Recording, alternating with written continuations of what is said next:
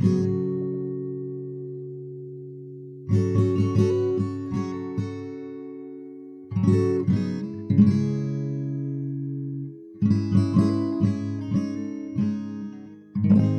stablecoin is a type of cryptocurrency that is kept stable by being tied to some other asset's value. But before we look at that more closely, let's back up for a second to orient ourselves in a space that is fast-moving and at times more than a little bit opaque to folks not directly involved with the world of cryptocurrencies and increasingly adjacent fields like finance. Cryptocurrency is a type of digital currency that uses strong cryptography to keep transactions secure. Usually banks and other massive, well-funded institutions perform this function, but in the case of cryptocurrency, it's the cryptography that does so. Some cryptocurrencies are partially or entirely decentralized, in that those who own some of the cryptocurrency or work to produce more of it perform the processing functions usually performed by banks.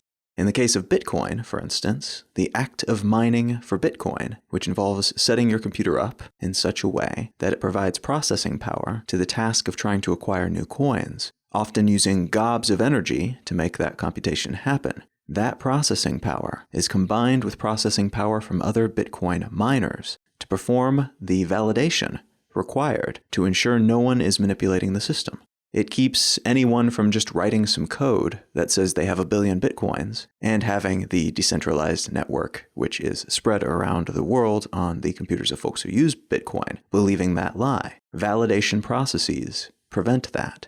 Bitcoin is actually considered to be the first decentralized cryptocurrency, and it landed back in 2009. Since then, thousands of other cryptocurrencies of various shapes and sizes have emerged, most of them predicated in some way on what's called the blockchain, software that links a bunch of records together in such a way that they can show things like ownership of crypto coins, transactions that have occurred, and even things like contracts that were entered into by 2 or more parties, so-called smart contracts. The blockchain is permanent in that you can see all transactions that have ever taken place on a particular block in that chain at any point in the future by looking back at the previous blocks on the chain.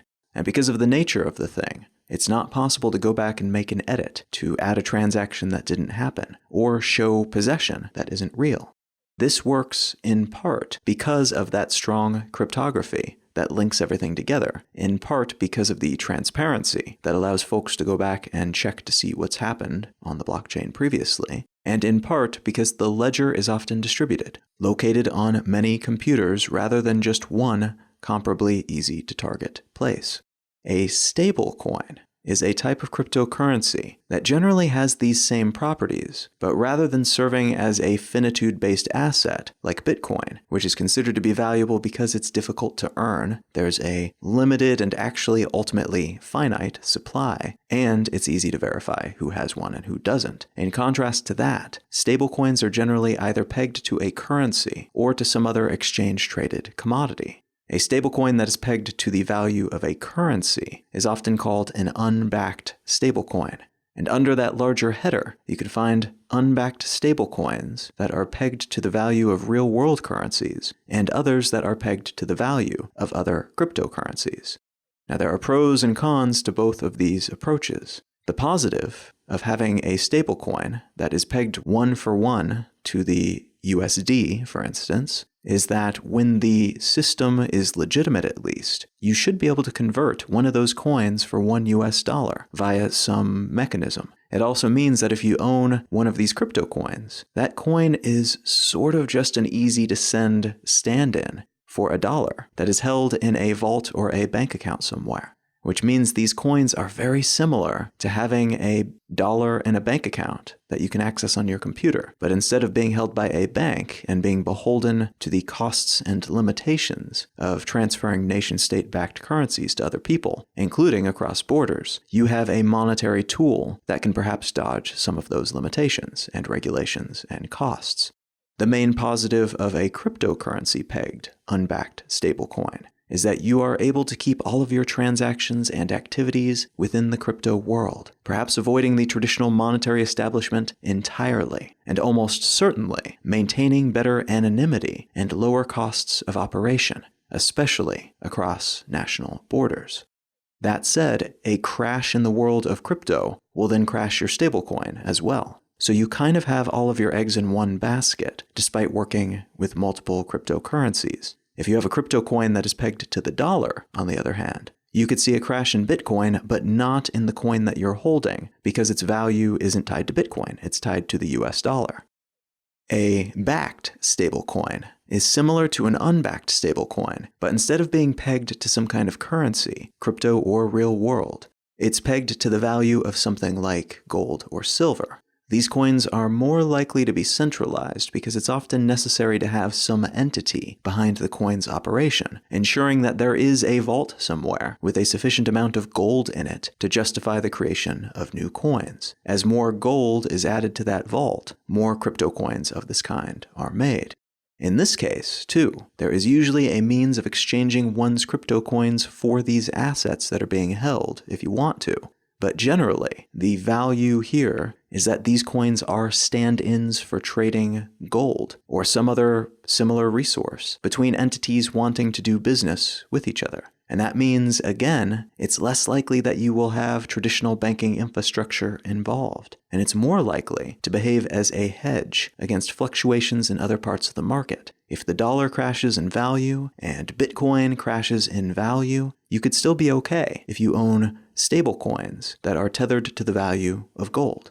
There are a lot of norms and rules within this space, especially when it comes to regulation. Cryptocurrencies that want to be legit and act within the auspices of the law generally need to get regular, detailed audits performed so they can demonstrate that they've got the money or assets they say they have, so that those who might be considering investing in the coin can do so, knowing that there's actually something behind it. The money is in the bank, the gold is in the vault.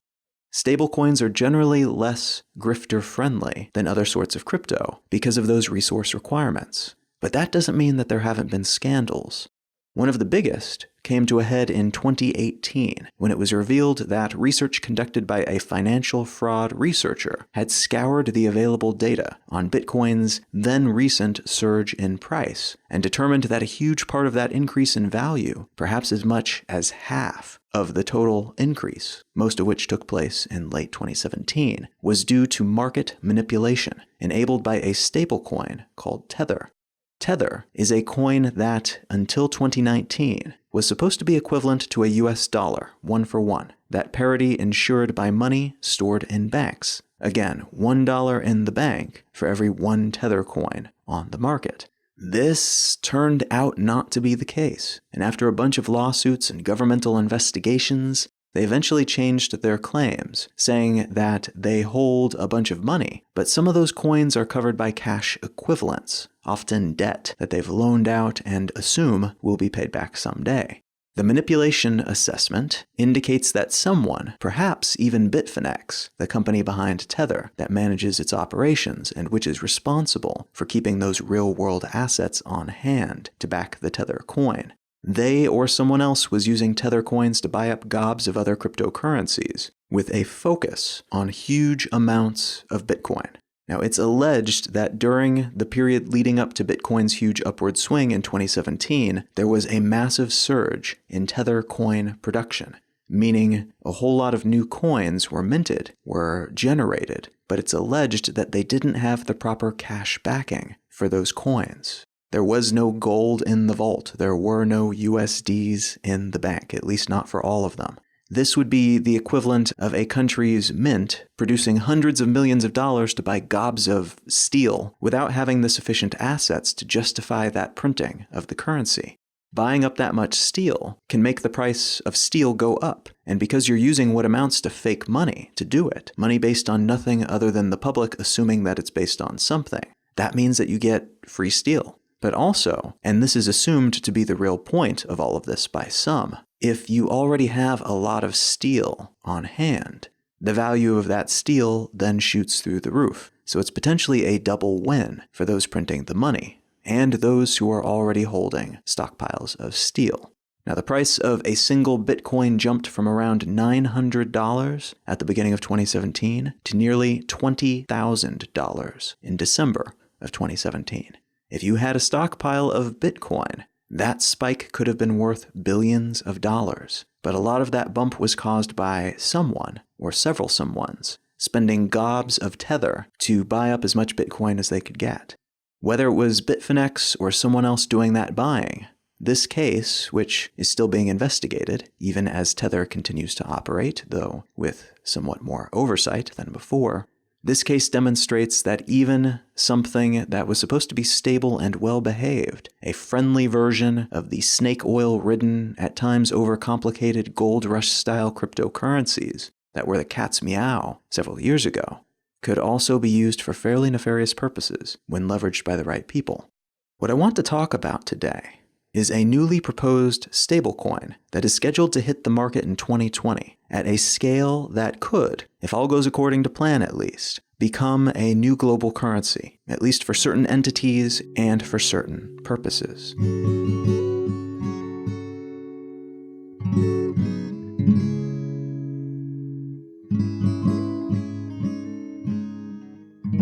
You're listening to Let's Know Things. I'm Colin Wright.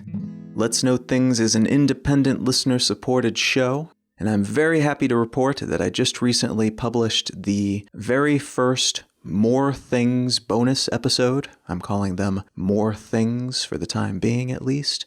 And this episode is on rare earth elements, and that is an episode that is available to anyone who is a patron over at Patreon at any level. Any amount of support will get you that additional episode and all of the episodes that are forthcoming in the coming months. The idea is that I will be producing an additional episode for all patrons at any level for the foreseeable future. So if you're enjoying what you hear, please consider supporting the show in that way. Now, importantly, I will continue to produce a free episode for absolutely everybody every single week, as I have been doing for over 3 years now. But if you were looking for an excuse to support the show, if you're enjoying what you hear, and if you'd like to get that additional bonus, an extra episode each month, plus the other little benefits that are available for patrons, this would be a wonderful time to sign up.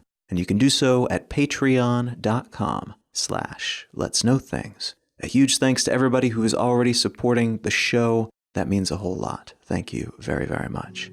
All right, let's get back to the show.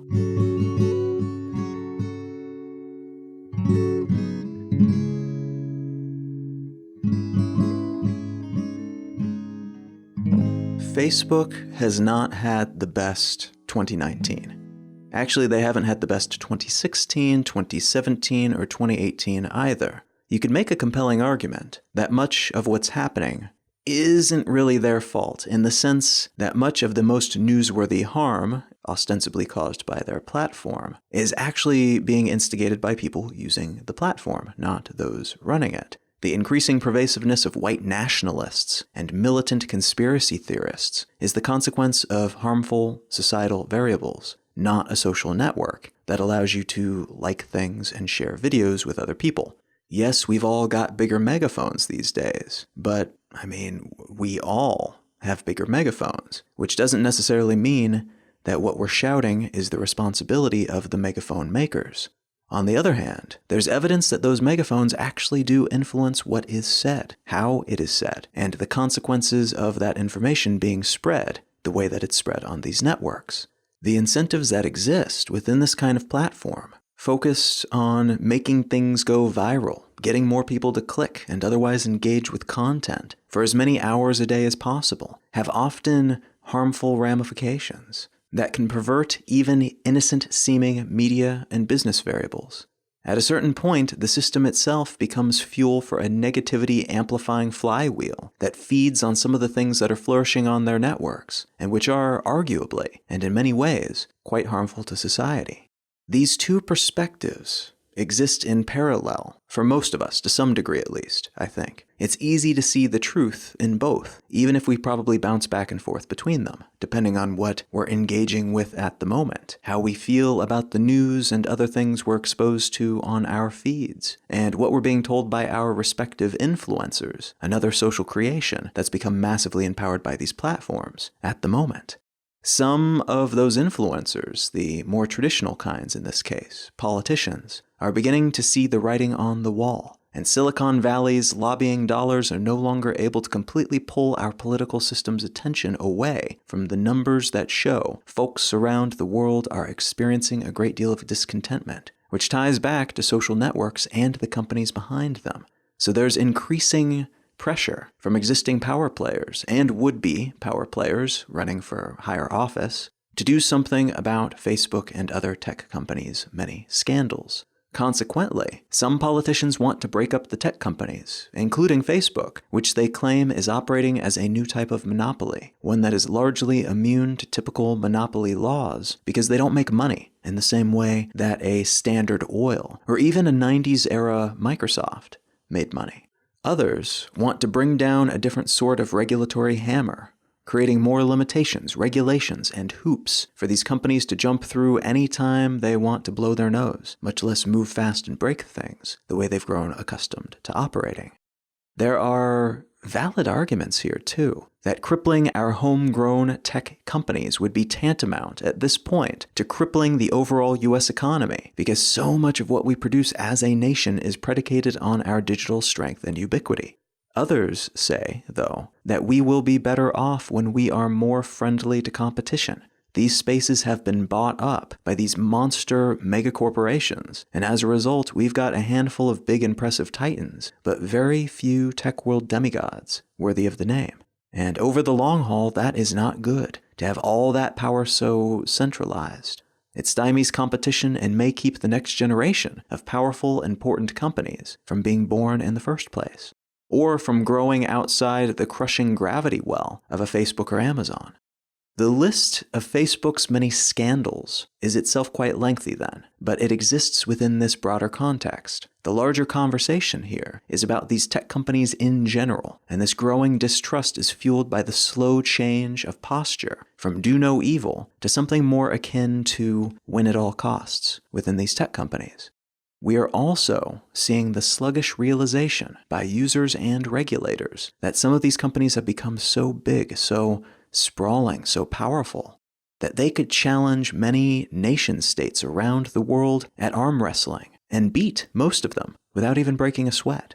So while Facebook was recently removed from Standard & Poor's Environmental, Social, and Government Index of ethical companies due to their questionable ethical showing over the past few years when it comes to transparency, the treatment of users and their information, and their corporate alignment with laws and general social values. And while Facebook is still hurting, PR-wise, from the Cambridge Analytica scandal, in which huge swaths of ostensibly private user data were given to incredibly shady groups who may have used it to sway elections and almost certainly used it to manipulate people into buying things. And even though they're still being accused of fueling ethnic cleansing in several places around the world, of hiring a PR firm to personally attack multiple people, including philanthropist George Soros, and of amplifying the reach of misinformation, hoaxes, and true propaganda-like fake news, those scandals are only part of the picture.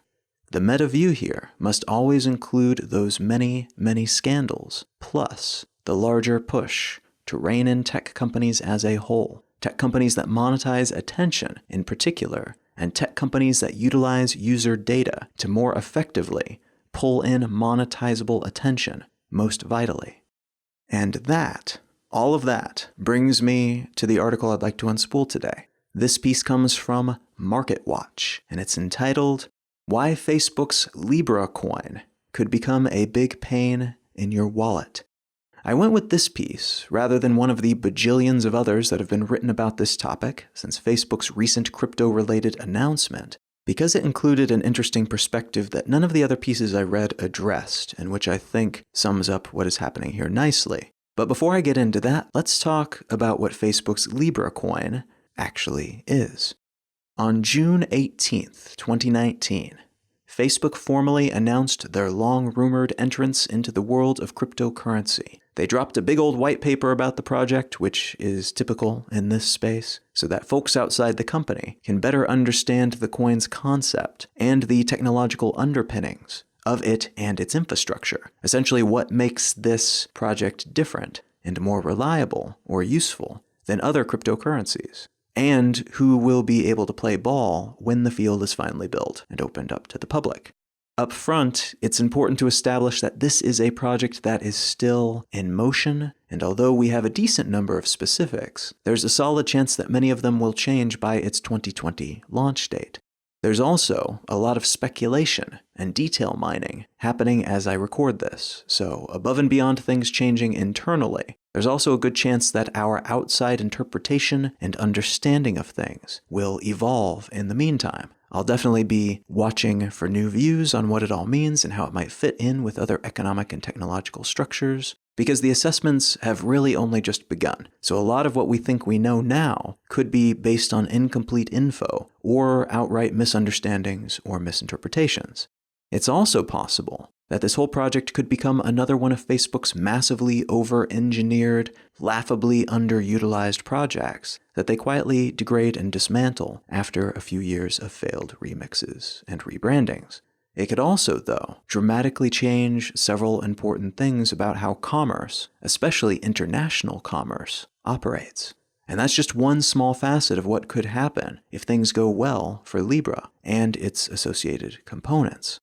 That said, Libra is the name of the cryptocurrency that Facebook has been working on and will be opening up to the public in 2020. And that name is based on the old school scales used to measure the weight of coins. And if you've ever seen the symbol for the astrological sign Libra, you'll recall that these same scales feature there. It's a name that implies balance, and in some languages it also implies a sense of freedom, like in the French word libre. It's a pretty good name, actually, in my opinion, all things considered. The cryptocurrency's symbol, however, the equivalent of the dollar's S with the slashes through it and the euro's capital E-like symbol, is a little more controversial. It's a trio of tildes, the little wavy hyphen-looking thing on your keyboard, 3 of them all stacked atop each other. The symbol itself doesn't look terrible, but it's an interesting choice, seeing as how the tilde symbol often means, in the context of numbers, approximately. And though I can see the utility here because of how transmitting different currencies into Libra will result in a lot of approximate Libra amounts, more about that in a moment, it's still a little confusing, and every time I look at the interfaces for the apps designed around Libra, I find myself momentarily confused about all the approximations, before remembering that it's a reference to the cryptocurrency, not the more typical usage of the symbol. In terms of how it operates, Libra is a stablecoin, and one that is aiming to be ultra-stable. Rather than just pegging its value to the dollar or some gold, it's instead pegged to a collection of stable assets, including bank deposits, short-term government securities, and currencies, including the US dollar, the British pound, the EU euro, the Swiss franc, and the Japanese yen. The idea here is to make it as likely as possible that the Libra has one value, and that it maintains that value over time. So unlike with many cryptocurrencies, if you buy a Libra today, it will almost certainly be worth the same, or almost exactly the same, a year from now. This is a stark contrast to many other crypto assets, like Bitcoin, which have been purchased primarily as speculative assets rather than practical assets for years now. There's still the possibility that coins of that ilk could find day-to-day use cases somewhere, but because of their sluggish capabilities in terms of processing transactions, the difficulty in using them for non-enthusiasts, and the immense uncertainty about their moment-to-moment value, that seems kind of unlikely at the moment. The Libra, in contrast, is built from the ground up to be used every day, many times a day, ideally. It's meant to be secure, easy to use, and predictable, even boringly so.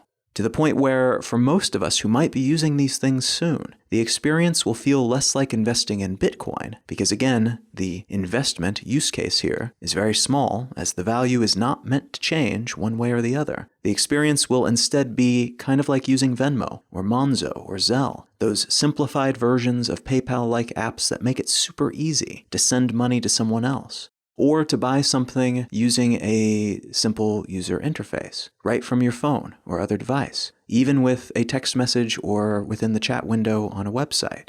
On the consumer end, then, we will see something familiar rather than something new.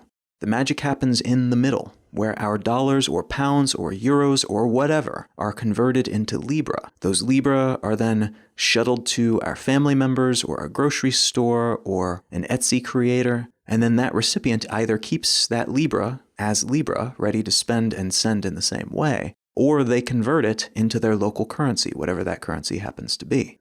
Alongside Libra, Facebook also announced Calibra, an interface, basically, that people will use as sort of a Libra wallet and as a sending and receiving mechanism for the Libra currency. It's the first app that will be available that will let you use Libra, and as such, it is the app that'll help many people forget that they are using cryptocurrency in the first place. The screenshots of it look almost exactly like every other send money app that I've ever used, except for that weird approximation tilde symbol that they're using as their currency icon. But because Libra is open source, anyone who wants can build their own Libra wallet, Libra point of sale system, Libra interface for their favorite online shopping cart, or real-life busking hardware. Anybody can do so. The hope is that a lot of people will build things for this cryptocurrency, because without all that, it would be just Facebook. And even Facebook seems to realize that a Facebook coin wouldn't be super appealing right now, which is part of why they pulled together a group of powerful entities to build and support this digital currency, rather than doing it all by themselves. The Libre Association, which out of context sounds a bit like a shadowy organization, something like the Illuminati from a video game or film. But in real life, the Libre Association is a group of, as I record this, 28 organizations and companies that have each paid a minimum of $10 million to be a part of this governing body. Their responsibilities as part of the Libre Association include being a node operator. While many cryptocurrencies like Bitcoin are completely decentralized, meaning the work to validate holdings and transactions are spread across the computers of all the people and entities involved in the mining of Bitcoin, Libra is somewhat decentralized, but mostly not. The Libre Association members, as part of their involvement, operate the majority of the validator nodes, meaning they provide the computers that receive word of Libra transactions as they happen, and give those transactions a stamp of approval, while also documenting them on something like, but not exactly like, a typical blockchain. That means companies like PayPal, Stripe, Visa, eBay, Vodafone, Lyft, Spotify, Uber, Andreessen Horowitz, Coinbase, Union Square Ventures, Kiva, MasterCard, and Thrive Capital, alongside Facebook and the other members of the Libre Association, are each running computers that keep this currency going. Malicious actors, then, might be able to hack a few of these companies' computers, but even if they managed that, it would not derail the currency, because the others will still be up and running. And those other computers will be able to compare notes and recognize that something weird is going on, pausing transactions until they can sort out what was hacked and which transactions are legitimate. So in addition to granting this project a certain air of credibility that Facebook might have trouble mustering on its own at the moment, these other companies also help run the infrastructure, and each have a vote when it comes to making decisions about the future of the currency. They also benefit from many of the same financial incentives that Facebook benefits from, related to this project. At the most basic level, Facebook and the other entities involved will each receive a share of interest generated from funds that come into their coffers through the Libra project. So when you log into your Calibra software and put $20 into it, getting however many Libra that is worth at the moment, we still don't know what value Libra will start at, but probably somewhere around 1 to 1 for either the dollar, pound, or euro. But when you put your $20 in, get the right amount of Libra into your Calibra wallet, and then you can send that Libra currency all around the internet without paying much of anything to do so. The fees are expected to be maybe a few cents for a decent-sized transaction compared to several dollars or more using other services like PayPal. But while you're using Libra, the Libre Association is able to put those dollars or pounds or euros or whatever else you give them into the bank, or they can loan it out, earning interest on that money either way. And they will use that interest, however it's earned, to cover the costs of the program. And anything above those maintenance costs, that is profit. And that profit is shared with the Libre Association members based on their participation, which for the initial 100 entities that they would like to get involved by the time Libra launches in 2020, scaling up from the 28 that they have now, that would mean 1% of those interest-based profits apiece. So depending on how well used the currency becomes, this could be pocket change or it could be a great deal of money, especially over time. There will also be incentives to spread Libra, money that can be earned probably in the form of Libra coins that is paid out to services and entities that can convince more people to start using this cryptocurrency and who are able to keep people using Libra over time. So if you are a programmer and you build a Libra wallet that people really love, and you bring a bunch of new people to the table, you will be rewarded with these bonuses. And if you can keep them using Libra through your software over time, you will also get a steady stream of other bonuses of what amounts to affiliate fees paid in Libra for getting those new people involved and keeping them involved. So programmers who encourage the use of Libra through their apps can be paid for doing so. Investors who invest in companies that make use of Libra can get paid for doing so. Individuals who influence their followers to use Libra can be paid for doing so. This is built into the structure of the currency, and it's why, in many cases, you'll actually pay more than a few cents when you send money using Libra, because those bonuses, those affiliate fees, come out of that transfer fee. But this also means that these different entities who are being encouraged in this way could be incentivized to lower their own cut. Because if your fees are lower, you will be more likely to use their service when you are sending Libra. If App A takes a 1% cut of what you send in this currency as their fee, while App B only takes half that, takes 0.5%, chances are good more people will use App B, meaning they will earn less per transfer, but potentially more overall over time, the person who wrote that app. This is an incentive that a lot of those bigger companies will probably play into over time with their own offerings, which serves as another financial incentive for them to go all in with this project. The higher level benefits for Facebook and these other companies, though, tie back into their utilization of the currency within their existing and potential future business models. For their part, Facebook seems to think that if more people are able to easily buy things online with little to no friction, quick processing speeds, and transaction fees that all but disappear, they will be more likely to spend more on more things more frequently. As the operator of an ad-based platform, and one that has forked out into sub-companies like Instagram, where they've been toying with giving users the ability to click on a photo of someone and then buy whatever that person is wearing seamlessly within the app, this could be a compelling capability. Companies using Libra would almost certainly have steadier sales, as the currency is meant to remove the multiple steps, the high fees, and the processing problems associated with some types of online shopping today. It could potentially remove those hurdles from the buying experience. This would also serve to further entrench Facebook's current strengths and reinforce their platforms against future competitors, because they would be able to implement this, potentially, better than other people who are challenging their incumbency. This could also open up the possibility of Facebook offering credit or loans to people who wish to purchase things through their platform, while also providing them with a cleaner segue into other business models, like the more privacy-focused communications technologies that they've been bringing up in their PR materials a whole lot of late, implying that they'll be shifting away from public-facing platforms that open them up to lawsuits and focusing instead on more enclosed, private interactions between people who actually want to engage with each other. Engagements that could be augmented by giving those involved the chance to buy products or services right from their chat windows or texting apps.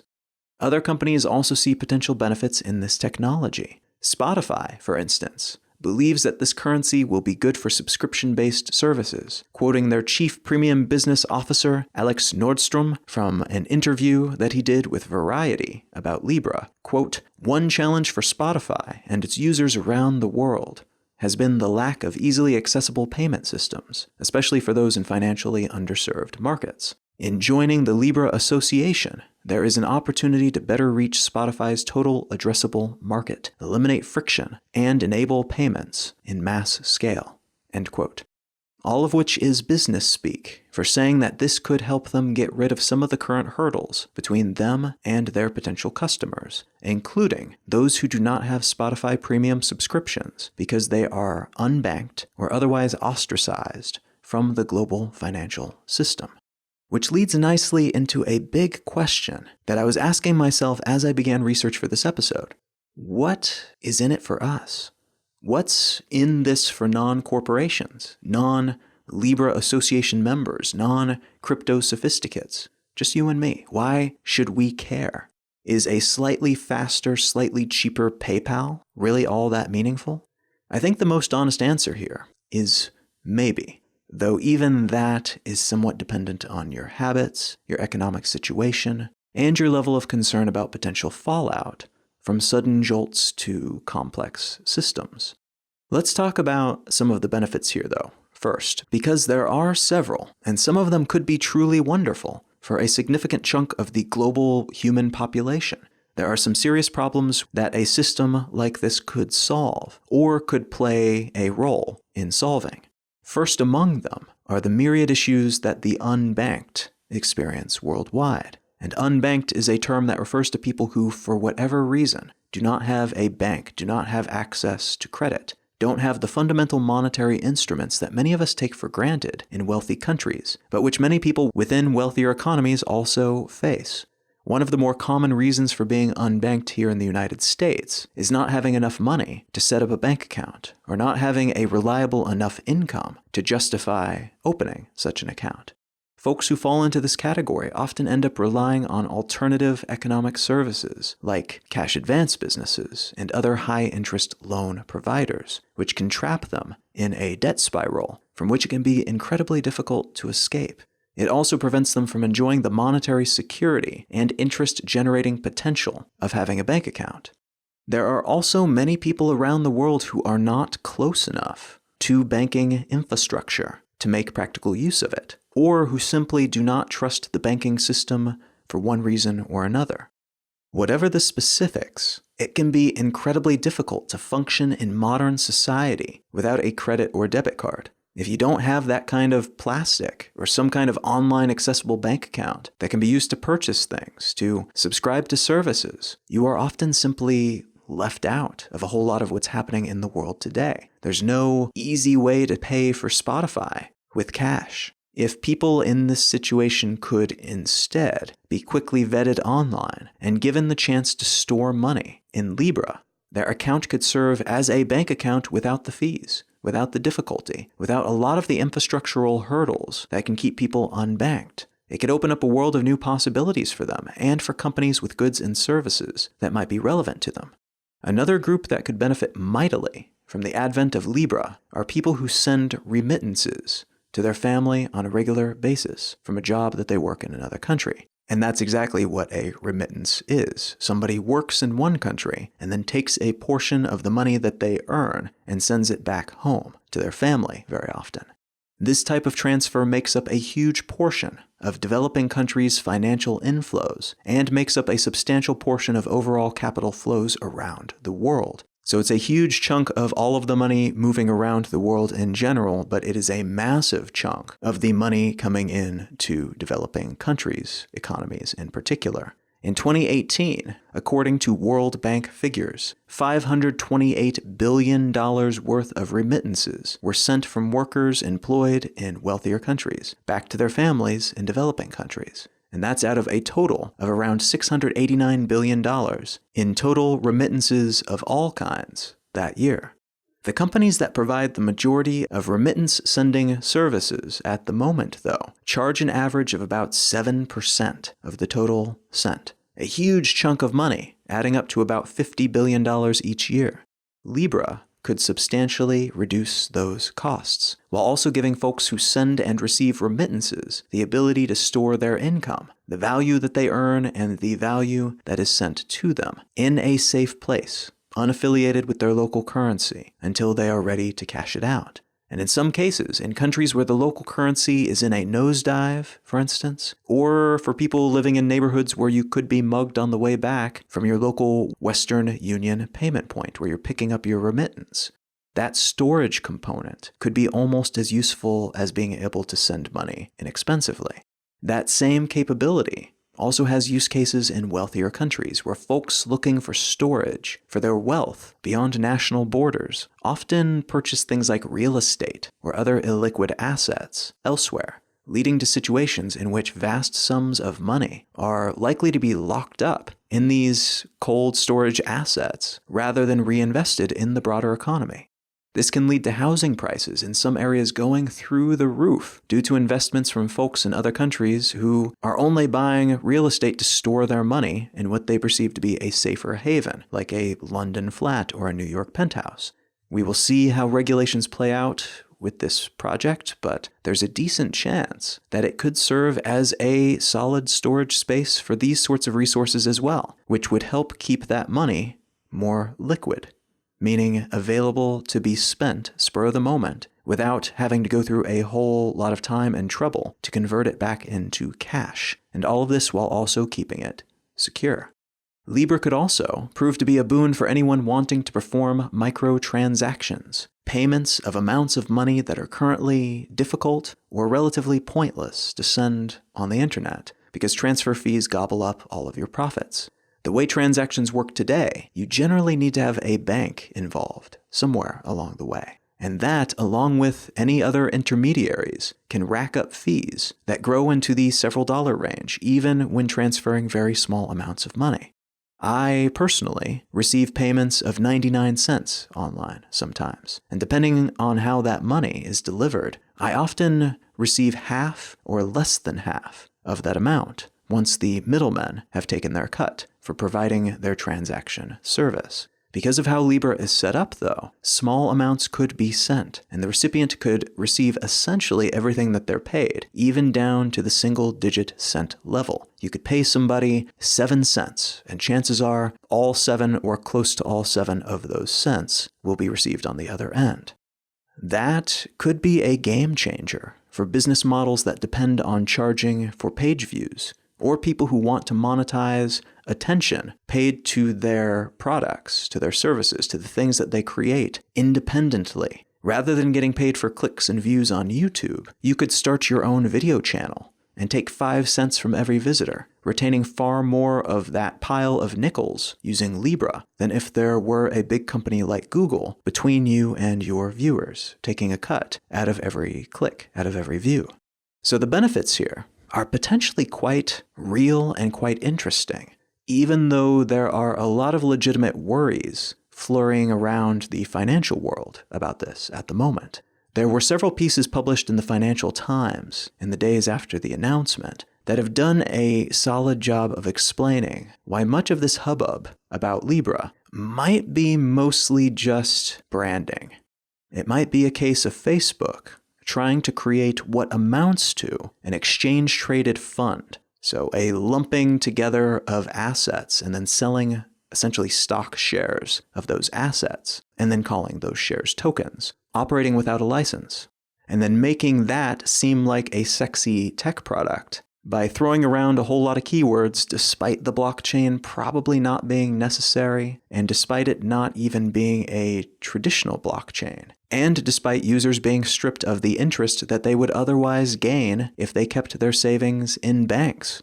One of these pieces focuses on the fact that the unbanked will probably be left in the cold by this project and could probably be served better via other means, other things that Facebook could do, rather than starting what they claim is a fake cryptocurrency. They essentially run through a list of things that it's smart to watch and pay attention to, and they provide a somewhat biased way of looking at this from the financial sector perspective that I think is a valuable perspective, even if it does have that understood slant.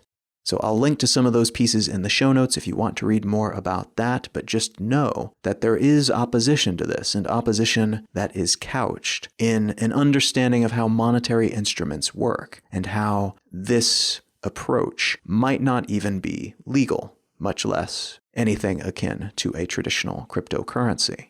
Beyond those concerns about the very concept of Libra, though, there are some other worrying potential secondary outcomes, if everything were to go right, that are worth addressing as well. One of the primary concerns that most of us will feel almost reflexively due to the rash of Facebook is creepy and bad articles that have been pervading the news the last few years is that Facebook, being Facebook, should not be allowed to build its own internal economy.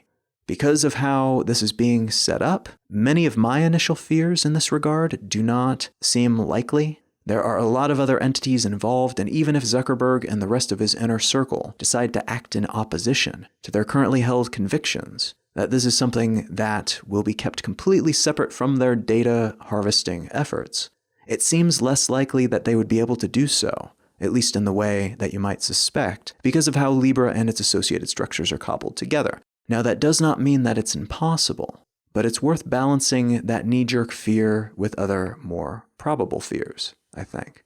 Among that collection of concerns is one that was recently voiced in an op-ed by Facebook co-founder Chris Hughes. Hughes has become, over the past few years, a critic of the company that he helped found, and has said that although he still considers co-founder and CEO of Facebook, Mark Zuckerberg, a friend, he thinks the man has become too powerful and too removed from the consequences of his actions. Zuckerberg is also able to act almost unilaterally within the company because of how voting rights are distributed, and according to Hughes, giving the company and Zuckerberg the ability to build something that is as, quote, brilliant and frightening, end quote, as Libra, shifts an immense amount of power into the hands of a bunch of would-be tech oligarchs, but Zuckerberg as the main oligarch in particular. From that piece in the Financial Times, quote, "Let us imagine that Libra works as planned. Hundreds of millions of people around the world will be able to send money across borders as easily as they send a text message. The Libre Association's goals specifically say that ability will encourage decentralized forms of government. In other words, Libra will disrupt and weaken nation-states by enabling people to move out of unstable local currencies and into a currency dominated in dollars and euros and managed by corporations," end quote.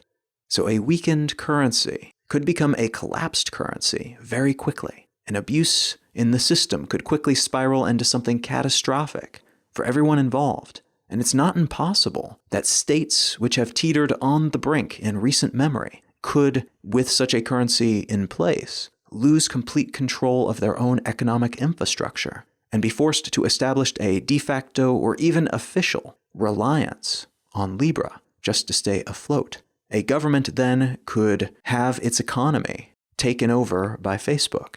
So this could serve as a sort of pathway to governmental capture via cryptocurrency. It could be a means, whether intended or not, of crushing opposing economic regulations and leaving Libra as the only option standing.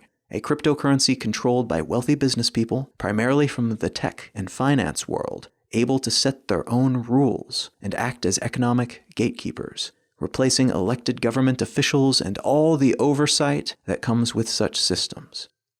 I personally think it's more believable to imagine this scenario as an unintentional outcome, rather than a malicious plan on the part of Facebook and the other companies involved to take over the world or something like that. I don't have any reason to think any of them would want to be responsible for the strife, economic and otherwise, that would arise from pushing a destabilized country over the edge. But I do think that such an unintended consequence could arise, and that it could be to their massive benefit if it did, in a bunch of different ways. Another very legitimate set of concerns were voiced in a piece by the futurist author and systems architect Daniel Jeffries, published on the website Hacker Noon. From that piece, quote, "The association behind Libra has the money and clout to write and change laws. and when their Skynet platform boots up, that power will grow with each passing second as more and more fiat money flows into their coffers. Any country that stands in their way will face a flurry of lobbyists and NGOs that will punish regulators and rewrite laws in their favor, or starve that government of brand new wealth while other countries flourish.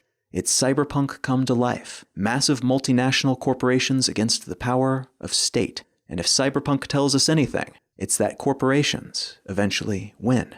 End quote. He goes on to say, quote, "It's hard not to get depressed the more I look at Libra. It's everything I wanted for the crypto community, scalability, usability, and a robust ecosystem of merchants and businesses supporting it with their hard-earned money. They even built in secondary investment coin for their corporate titans, basically a deflationary coin that rewards their oligarchy, and gamified money, because validators can give away Libra as rewards, just like I've been pushing for years. And yet, it's everything that we should hate and fear. Panopticon money, lack of control, identities linked to everything we do, so that companies know where we live, where we shop, who we're sleeping with, who we're friends with, and more. They can track our digital and real life right down to the nanosecond, and they can see through your wallet like Superman, seeing through walls and into your past, present, and even into your future with predictive analytics. They will control the flow of money and make or break businesses, communities, and geographies." End quote. The concern voiced in that piece that we started with today, the article published by MarketWatch, is that by creating a coin, a token, that feels like fake money, the Libre Association may convince people to spend more on more stuff because of how human behavior shifts when we deal with resources that do not feel tangible, that in a literal sense are intangible. Research has shown that the psychological reaction we experience when spending money, something that triggers the same part of the brain that processes physical pain, is not experienced when we spend money via systems that conceal or change the seeming nature of that spending. Using credit cards, for instance, dulls this pain, as does spending via systems like PayPal, or via a string of numbers saved in our Amazon accounts, or paying using our smartphones. Converting our spending to an online system of this kind, then, one that becomes even a little bit common enough that we store some of our money in it, and use that money to buy things we encounter while perusing the web, that could lead to an immense amount of spending that would not have otherwise taken place. And spending of this kind has short-term benefits for aspects of the global economy, but is overall not ideal because of the amount of waste that it generates, the amount of saving it discourages, and the incentives it creates for businesses to invest in marketing rather than investing in better products. It's also possible to imagine, though, that this crypto scheme could be just as flawed as any other crypto launch, and thus could be prone to scams, grifters, and catastrophic accidents. It could be that, like Tether and numerous other stablecoins, it mostly just serves as an enabler for off and on-platform criminality. It could be that while helping some in some ways, it hurts others in many other ways.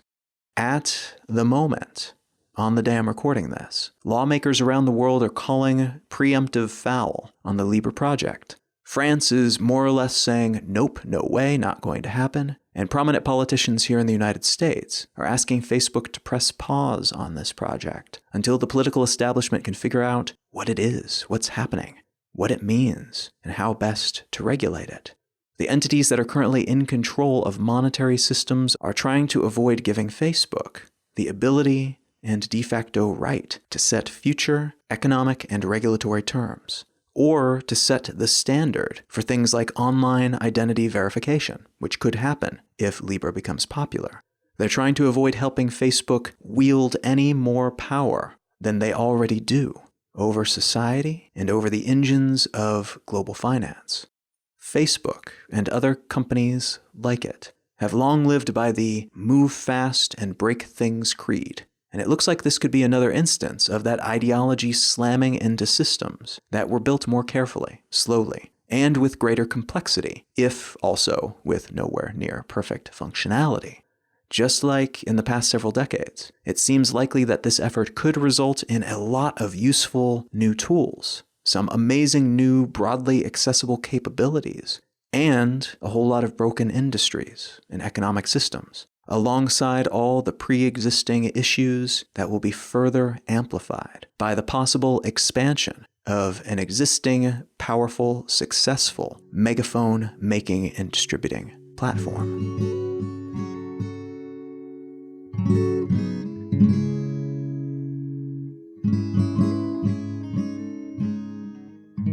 If you're enjoying Let's Know Things, consider becoming a patron at patreon.com/letsknowthings. In doing so, you will gain access to an additional episode of the show each month. You'll get summaries each week of stories that I'm keeping my eye on, along with other bonuses here and there. But you'll also be helping me to produce this show. This is an independent effort. It is just me doing all of this. And the reason I'm able to commit the time that I do to this show is because of this type of support. So a huge thanks to everyone who has already contributed to this show in some way. And if you're considering doing so, pop on over to patreon.com/letsknowthings.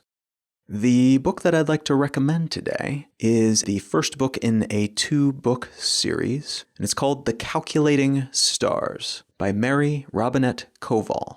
I'm actually reading the second book in this duo of books at the moment, and I'm having trouble putting it down, honestly. Both books are just wonderful. They're very entertaining. They're interesting. The storyline is an alternative history. The change in what actually happened being that in this book series, right after World War II in the early 50s, a meteorite hits Earth. And it hits in such a way that it knocks out a substantial amount of the United States government. But it also creates a runaway greenhouse effect because it hits the water and puts a lot more moisture up into the atmosphere. And so what we have is kind of the current climate of struggling and rushing to try to fix things in terms of climate happening 50 or 70 years before it actually did. But we also have a very different sort of space race, and one that arrives a little bit early and that doesn't really stop because the people engaged in it are not doing it to prove the superiority of capitalism or communism.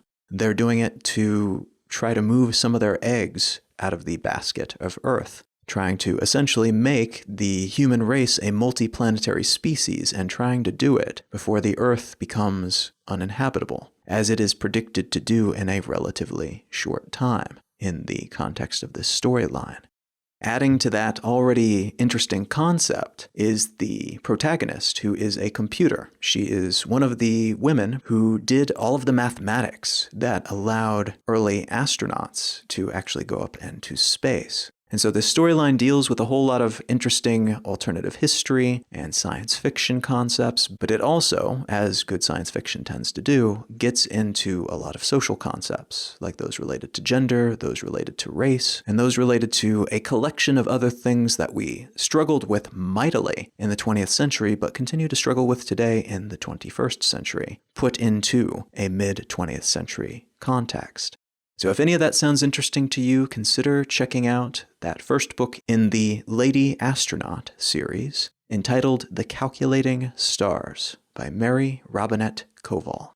You can find out more about me and my work at colin.io. You can find the show notes for this episode and every episode of the podcast at letsknowthings.com. You can find my blog at exilelifestyle.com. You can find the dates and times for my last couple tour stops of the tour that I'm currently on at becomingtour.com. And you can find my advice column about life at somethoughtsoboutliving.com.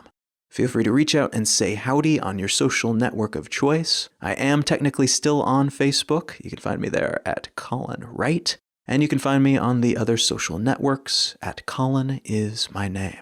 Thank you so very much for listening. I'm Colin Wright, and I'll talk to you again next week.